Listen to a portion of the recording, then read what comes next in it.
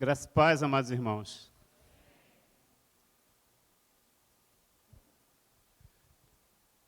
É um momento muito especial na minha vida. E a primeira palavra é uma palavra de gratidão. Essa palavra precisa ter um sentido muito especial nesse momento. Gratidão a Deus pela oportunidade que o Senhor está me concedendo. A vida desse colega, da sua família, pastor Silfarne e Patrícia, pelo carinho, pela amizade, pela maneira como eu fui recebido aqui nessa igreja. O amor, o acolhimento é uma marca da SEM. Eu sou grato a Deus também pelos membros, pelos demais líderes. Sou muito grato a Deus pela vida da esposa presente, a Zezé, está ali no cantinho, a querida Zezé, que ao longo desses 40 anos de vida conjugal tem me acompanhado, tem me apoiado. Sou grato a Deus pela vida das filhas, hoje não presente aqui, estão morando em Macaé. A mais nova começou a ir para lá por causa do trabalho, e a mais velha acompanhou e hoje estão morando lá. Então, sou muito grato a Deus. Eu disse para o Silfarne que eu estava com dificuldade de dizer sim. Bom, já vou advertir os irmãos que quando eu era mais novo, eu era um bebê chorão. Agora fiquei mais velho e talvez um bebê chorão ao quadrado, né? Então, se isso acontecer, me perdoe, por favor. Então, é uma gratidão muito grande, irmãos, assim, depois de 3 anos sem subir ao púlpito,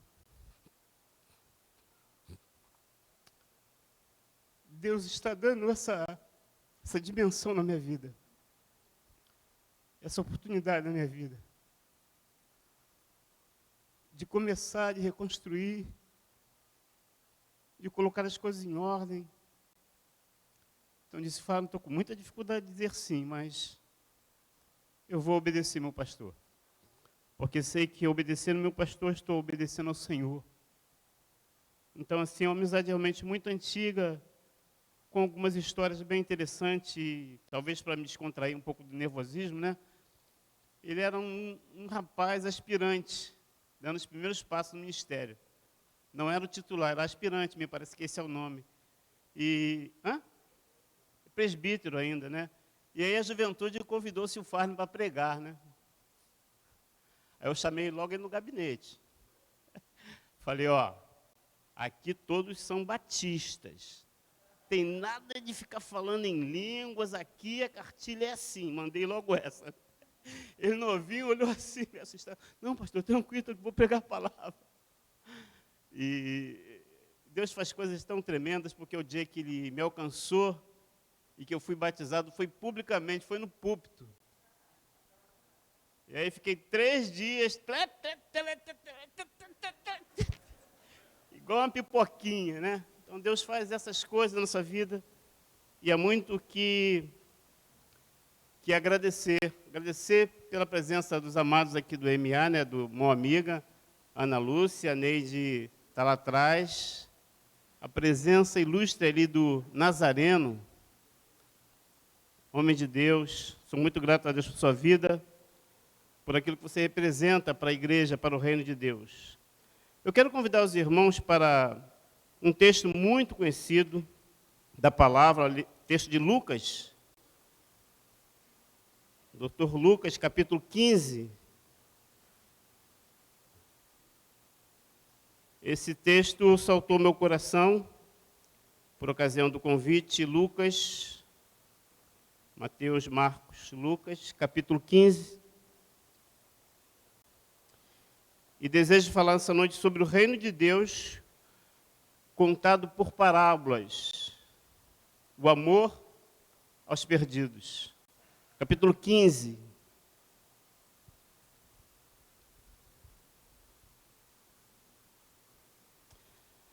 Quero ler apenas o verso 8, 9 e o 10. é uma das parábolas.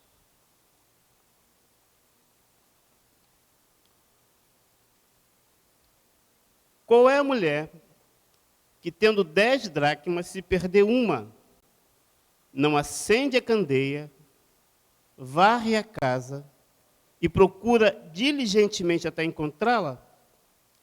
E, tendo achado, reúne os amigos e vizinhos, dizendo: alegrai-vos comigo, porque achei a dracma que eu tinha perdido. Eu vos afirmo que, de igual modo, há júbilo diante dos anjos de Deus por um pecador que se arrepende. Obrigado, Senhor, porque a tua graça, o teu amor nos alcançou. E nessa manhã que usamos a tua palavra, que tu nos concede essa oportunidade, pedimos que teu Espírito tenha liberdade nesse lugar, assim como tu tens mostrado a liberdade que existe da ação do Espírito nesse lugar. Pedimos a tua bênção para que a palavra encontre o coração dos teus filhos, que a palavra produza fruto para a glória do teu nome. E como ensina a palavra, que toda mente seja cativa ao Senhor, que nenhum pensamento contrário à tua palavra venha se manifestar, porque tu és Senhor desse lugar. Oramos, te agradecemos, te bendizemos, te adoramos e te louvamos, porque tu és o Senhor. Você pode dizer amém e aplaudir ao Senhor por esse tempo? Obrigado.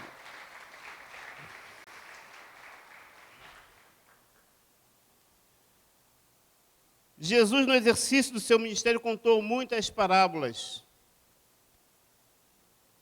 Temos mais ou menos informações que aproximadamente 40 a 42 parábolas. E as parábolas contadas por Jesus sempre me chamaram muita atenção. Sempre fiz essa pergunta, sempre fiz esse questionamento: por que parábolas? Então, as parábolas eram um recurso que ele utilizou com o objetivo de ilustrar, com o objetivo de comparar verdades a respeito do reino de Deus. Ele usava as parábolas como uma forma de alegorias para mostrar a importância e o valor do reino de Deus.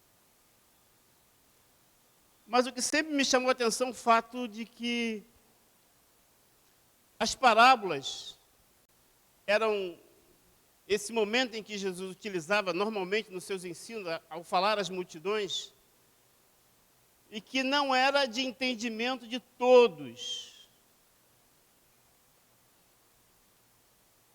Era um recurso que Jesus utilizava como que para ocultar algumas verdades. E aí vem esse questionamento da igreja, esse questionamento dos irmãos, minha sempre foi esse questionamento: por que Jesus fazia isso? E certamente você descobre que o problema não estava em Jesus. A forma de usar parábolas como uma maneira de alegoria, de ilustrar grandes verdades, era um costume antigo. Há uma parábola que os irmãos penso que conhecem bem, que o profeta Natã se utiliza desse mesmo recurso para falar sobre o pecado de Davi. Ele não vai diretamente a Davi e fala sobre o pecado, mas ele introduz essa maneira, esse recurso. Ele utiliza a alegoria falando de dois homens. Então ele fala do homem que era rico, tinha muitas ovelhas, muitos cordeiros, muitos bens, e de um homem pobre, que só tinha, o texto diz, está lá em 2 Samuel capítulo 12, esse homem pobre só tinha uma cordeirinha. E o texto vai dizendo que essa cordeirinha era como uma filha, o texto diz. Ele diz que ela dormia com os membros da família. Ela comia. Era querida, era amada. É como nos nossos dias, algumas pessoas que criam animal acabam chamando, né, o gato, e parece até que está falando de uma criança. o texto nos dá a entender que esse amor desse homem pobre era assim com aquela ovelha. Então, Natan, quando vai a Davi, ele usa esse recurso. E aí vem o pensamento, a ideia, por quê? E aí você analisando o contexto, o momento, é que Davi havia pecado. E a posição de Davi era a posição de rei. Então chegar a Davi e fazer esse afronto a Davi, ele precisava de um meio, mas o texto, o capítulo diz que o Senhor disse: vai a meu filho Davi e fala sobre o seu pecado. Então eu consigo entender um pouquinho a razão por que surgem as parábolas. O estado pecaminoso de Davi, a maneira como ele trama a morte de Urias, a maneira como ele age de forma tendenciosa em levar aquela mulher, fez com que Natan ficasse impedido de falar diretamente. Ele precisou usar uma maneira, um modo, um recurso para falar diretamente do assunto. E quando ele chega para fazer isso, ele conta a história da vida, ele fala dessa história, ele fala desse viajante. Ele expõe toda a situação. E quando Davi ouve aquilo, diz o texto, que o Davi ouviu a explicação de Natan, ele fica indignado, ele fica irado. Ele diz: quem é esse homem? Ele diz: esse homem é digno de morte. Aí Natan,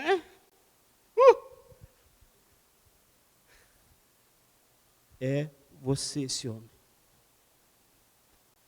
Era uma revelação, era Deus. Quando nós conhecemos a Davi, a sua história menina, a maneira como ele começa a se relacionar com Deus, ele entende que era o Senhor que estava trazendo à luz aquilo que estava escondido. E que foi preciso falar através de uma alegoria, porque a natureza pecaminosa de Davi havia chegado a um ponto, se falasse de forma natural, ele não entenderia, não ouviria. Então eu vejo que Jesus, ele utiliza esses exemplos do Velho Testamento,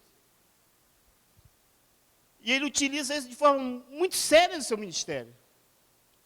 Irmãos, ele usa cerca de 42, quase todos os seus ensinos públicos. Jesus falava de coisas naturais, ou criava uma história, inventava uma história para falar das verdades relacionadas ao reino.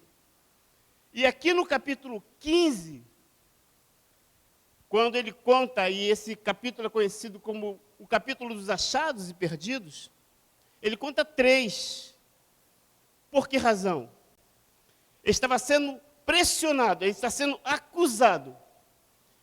E a acusação que vinha sobre Jesus era que ele recebia e comia com os pecadores. Então a ideia que tem é que Jesus está lá no almoço, está lá participando de uma reunião com os pecadores e alguém diz: os escribas estão lá fora, os fariseus estão criando um tremendo tumulto lá fora. Então Jesus sai da mesa, vai lá e começa a justificar suas atitudes. E não pode falar espiritualmente, porque ele não pode falar ele usa o recurso das parábolas, porque o coração daqueles homens, eles buscavam sempre estar ouvindo Jesus, e seguiam a Jesus, não por aquilo que Jesus realmente era, o Filho de Deus, mas por aquilo que Jesus realizava, pelos milagres, pelos pães, ou tentando encontrar em Jesus alguma falha. Havia maldade, havia intenções no coração daqueles homens.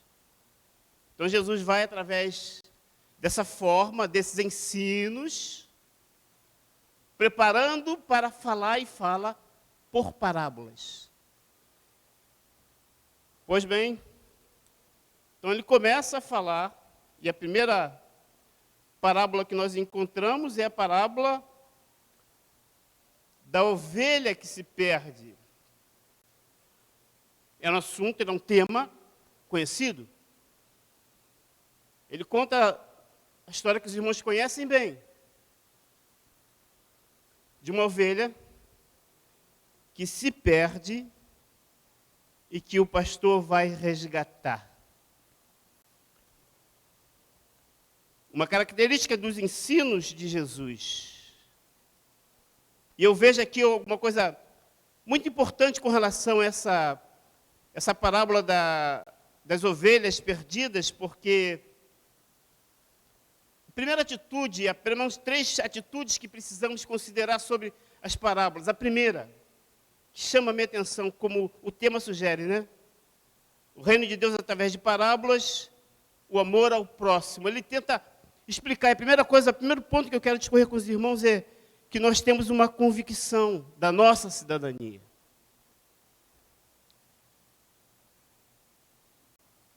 Ouvimos isso em púlpito de forma frequente. Nosso pastor tem dito isso. Que nesse momento de maior crise, das maiores perdas, nunca vi em toda a história, pessoal, um momento de tantas perdas, e dominicalmente aqui houve um momento que ouvimos a nossa liderança falar sobre perda de alguém, perda de alguém, perda de alguém, perda de alguém. E falar também do seu temor, da sua preocupação com aquilo que a igreja reproduziu nesse tempo. E a impressão que eu tenho é que faltou essa convicção de quem nós somos. O reino de Deus não é desse mundo. Temos uma cidadania dos céus, você pode dizer amém? E parece que esse tempo, a igreja se esqueceu de quem somos. Ela se esqueceu da sua cidadania.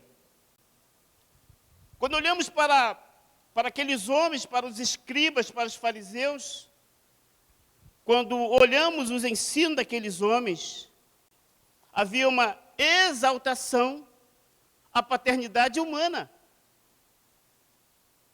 Eles citavam os patriarcas com muito orgulho, falavam de Abraão, falavam de Moisés, falavam de Jacó com muito, e ainda falam com muito orgulho. Então o ensino dessa parábola que eu tenho para mim, para trazer aos irmãos, é que nós possuímos uma cidadania dos céus. A primeira atitude que participei aqui na SEM foi com a presença da pastora Carla, falando sobre identidade. E uma de seus ensinos, ela disse, aquilo que nos identifica, a nossa marca. O pastor Sirfone falou, aquilo que nos faz parecer com Cristo. Então, a cidadania daqueles homens era uma cidadania natural, é o nascimento natural. Mas temos uma cidadania porque nascemos do Senhor. O novo nascimento nos deu esse título de filhos de Deus. Mas parece que esse período de pandemia a igreja ficou perdida com relação a quem ela é e qual o seu papel. Lá em Hebreus capítulo 1, um livro também estudado por essa igreja, nós encontramos, você pode dar uma olhada se quiser, capítulo 1 de Hebreus,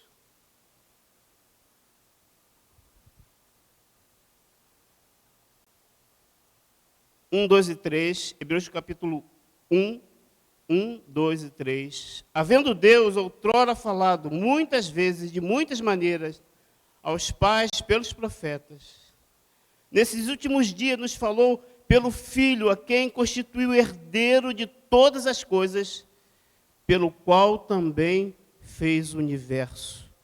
Ele é o resplendor da glória, a expressão exata do seu ser, sustentando todas as coisas pelo conhecimento do seu poder, depois de ter feito purificação dos nossos pecados, assentou-se à direita da majestade nas alturas. Não há desméritos à paternidade. Os patriarcas do passado deram a sua parcela de contribuição. Mas Jesus está dizendo que a vinda dele está num novo momento na história do povo, num novo momento na história da igreja.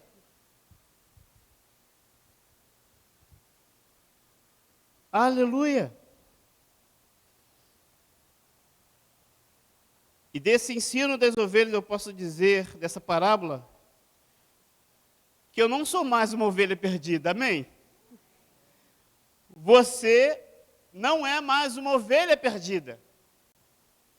João capítulo 1, verso 12, nos ensina: mas a todos quantos receberam, que creram no seu nome, deu-lhes o poder, deu-lhes o título, deu-lhes o DNA de serem feitos filhos de Deus. Eu não sou mais uma ovelha perdida. Daquilo que ouço aqui do púlpito, eu sou hoje um cordeiro. Romanos capítulo 12, 1 e 2. Eu estou rogando, meus irmãos, pela compaixão de Deus, para que vocês se apresentem como um sacrifício vivo, santo e agradável, que é o vosso culto racional. E não vos conformeis a esse mundo, mas transformai-vos pela renovação do vosso entendimento, para que vocês possam experimentar a vontade de Deus, que é boa, que é perfeita, que é agradável. Aqueles homens, eles não podiam entender isso. Estavam presos, dominados por uma paternidade humana. E o homem natural, ele não pode compreender as verdades espirituais.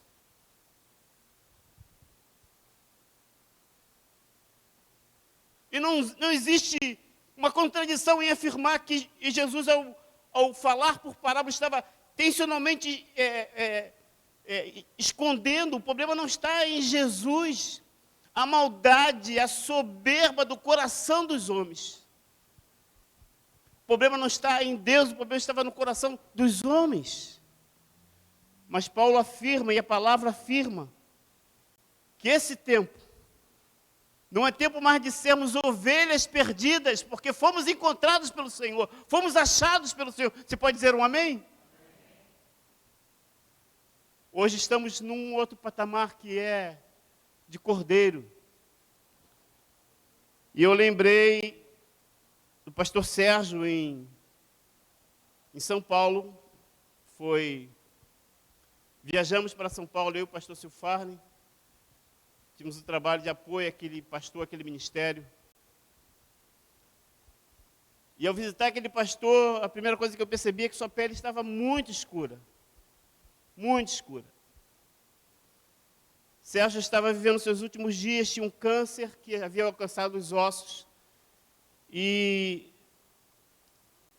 os exames, o tratamento, a quimioterapia estava levando o Sérgio a uma mudança de cor, ele estava muito mais negro. E conversando com ele, ele disse: eu preciso me curar para voltar à África. Amor aos perdidos. Atitude de um cordeiro. Grande parte da sua vida, ministério, viveu no continente africano. Conheci Sérgio em projetos aqui no Brasil. Conheci trabalhando em Paraíba, com os Romeiros. Conheci Sérgio em Paripiranga, divisa com Sergipe. Bahia, divisa com Sergipe. e depois Deus chamou para uma outra realidade, que trabalho ao povo africano. Trabalhou no Zimbábue, trabalhou Botsuana, Moçambique. E ali em Moçambique, em 2004, me parece que Cláudio também foi. Estive lá trabalhando com o Sérgio. Foi uma das maiores referências de missões que eu já conheci. A doação, a entrega daquele homem era absurda. A palavra nos ensina que saímos da qualidade de ovelhas e hoje somos cordeiro, como uma atitude de entrega. A ovelha se perde no deserto.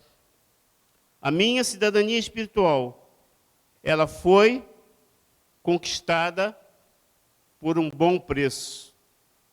A segunda coisa que aprendemos é que essa cidadania, ela foi adquirida, ela foi comprada, mas houve um preço.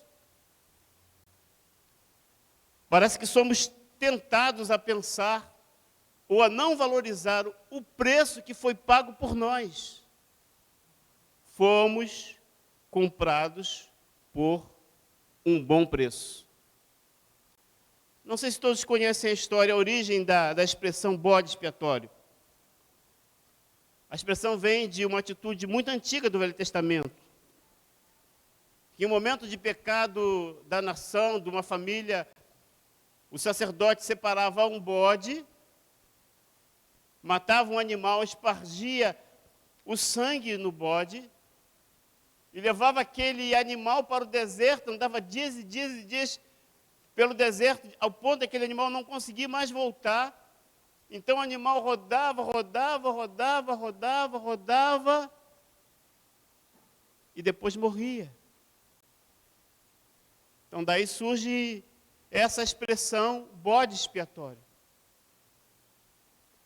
A ideia de que era espargido sobre aquele animal, era colocado sobre aquele animal o pecado, o sangue, para a purificação. Mas o Novo Testamento fala de Jesus como o Cordeiro de Deus, amém?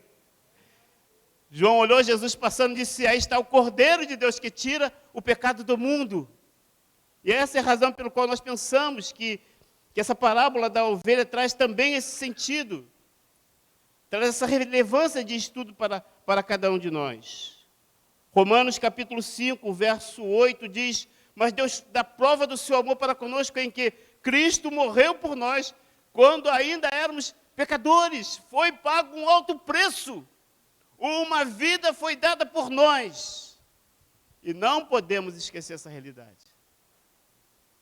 O Cordeiro de Deus foi sacrificado por mim e por você. Em último, nós vemos a parábola da moeda perdida, esse texto que eu li. Da moeda que se perde dentro de casa. Muito interessante pensar que Jesus utiliza uma história não muito aceita. Ele está usando a figura de uma mulher. Ele está falando de uma perda que acontece dentro de casa. E eu confesso que esse é um tempo marcado por muitas perdas dentro de casa. Dentro da família, dentro do lar, que a palavra no original é oikos, é família. Perda de valores, a perda do respeito, a perda da valorização das pessoas de referência, como pai e mãe, a perda do diálogo, tantas perdas. Que tempo esse tão marcado por perdas? Porque trabalhamos com dependência química. Quando atendemos, quando fazemos acolhimento com alguém, essa ideia de perdas é muito comum. Eles começam a enumerar as perdas pelo uso das drogas. Falam da perda da saúde. Falam da perda profissional. Falam da perda do respeito. Falam da perda do amor pessoal. Uma doença progressiva, sistêmica, como costuma dizer o nosso pastor. Que o adoecimento não está restrito apenas à pessoa que é um adoecido, mas que também alcança os demais membros da família, o que nós chamamos de codependente. A mulher adoece, o pai adoece, os filhos adoecem, os irmãos adoecem, outros parentes adoecem.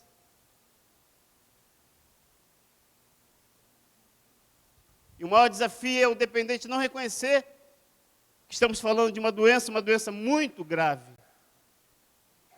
A questão hoje da questão das drogas é muito séria no nosso país. O Brasil se tornou o segundo maior consumidor de cocaína.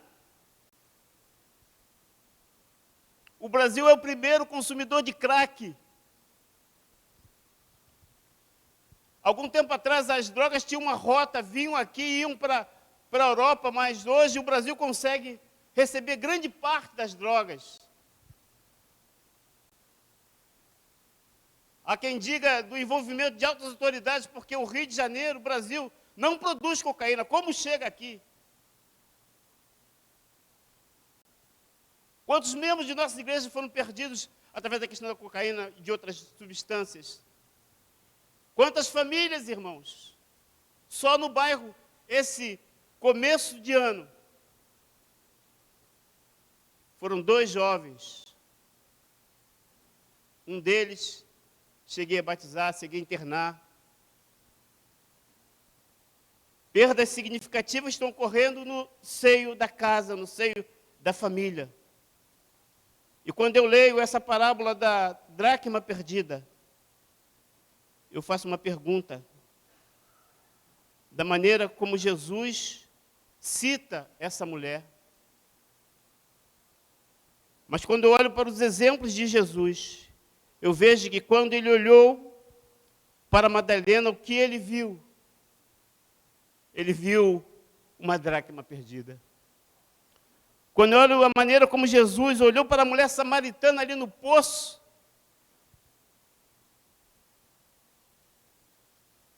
e os irmãos sabem que os samaritanos eram os judeus de segunda categoria, que era proibido o contato, que era proibido o diálogo, que era proibida a aproximação. Jesus toma a iniciativa, porque a graça, estamos falando dessa iniciativa que vem de Deus. Não seríamos alcançados, não seríamos achados, se Deus não tivesse essa iniciativa. Dele brotou a iniciativa, porque Deus amou e dele partiu essa intenção.